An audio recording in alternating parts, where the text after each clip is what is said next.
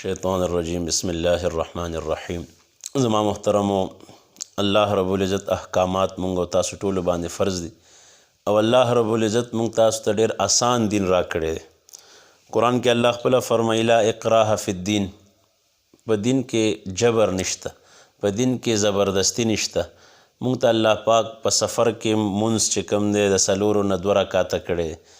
دغه شان که یو کس بیماری چرندام نشي کولی نو هغه دپاره تیمم حکم دی. غسل نشي کولی په اوبو باندې نو هغه دپاره د تیمم حکم دی. نو یو الله پاک مونږ او تاسو د تیمم یو ګفټډ شیز را کړی. د تیمم طریقه ده، هغې کې فرایض دي. نو تیمم به هغه وخت کې انسان کوي چې کله اوبه نه وي. نو دا تیمم دا د اوبو نعم البدل دی، د هغې په ځای د هغې خلیفه دی. یا یو امام وي یو مقتدي وي، نائب وي. نو امام چې نه نو بیا نائب هغه د هغه په ځای مخکې کېږي. دقه شان د تیمم دا د اوبو خلیفه دی. اوبه نشته، یو کس په سفر کې دی، آس پاس په تحریو کې اوبه ګوري، که اوبه نی نو بیا به تیمم وکړي. تیمم طریقه درته ذکر کوم. بهرحال تیمم په کومو صورتونو کې کوو؟ یو انسان دی بیمار دی، هغه له اوبه نه دی ښه، تیمم دی وکړي.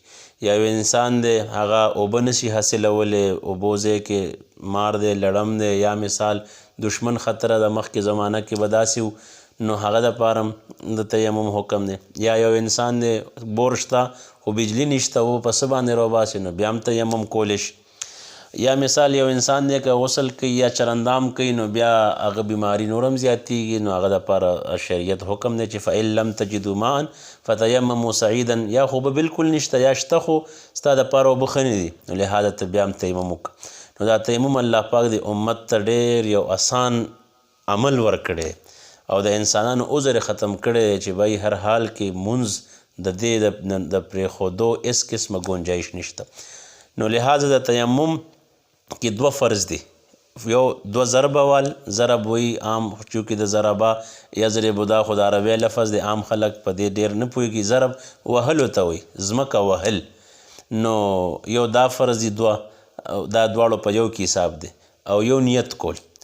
نو نیت دا د انسان غسل دپاره که کوي که د چرندام دپاره کوي، د هغې نیت په وکړي.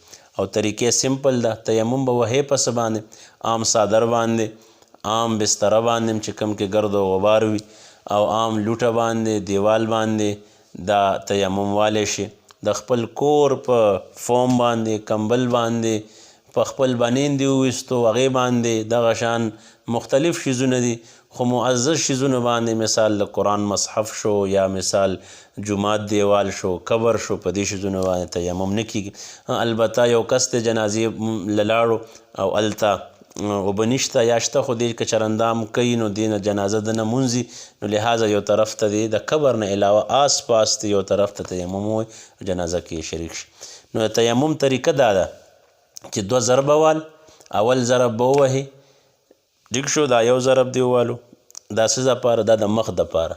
د مخ چې څومره حدود دي دا چرندام کې چې سړی وینځي، دې لو نه واله دې لو پورې، دا تندي نه واله دې ځای پورې، دا ټول. او بل ضرب دی ووو نو هغه د دغه دپاره د مخکې خو به دا طریقه خلکو ښودله، دا هم ټیک ته، خو دا لږه مشکل ده. عام جرنل طریقه ده دې، دا چې سړی بس اسانتیا سره لاسونه ومږي. خیر دی بعضو چې لاس په نوچته، لاس اوچتلو باندې که لاس اوچت شي خبره نشته، خو چې ستا ګړی ګوتمه وغیره دا وخوځي د خپل ځای نه، او ستا ټول لاسونه چې کوم چرندام کې وینځلی کېږي دا ټول دا ومږلی شي. مسه وایي دې ته چې ستا خپل لاس چې کوم حدود دي هغه مسه شي.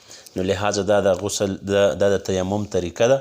نو لهذا که یو کس ته عذر وي نو هغه د عذر په وخت کې هغه د تیمم دغه شان طریقه اختیاروي. انشاءالله دا اسانه طریقه ده. الله یې موږ او تاسو ته په دې د عمل توفیق را نصیب کړي.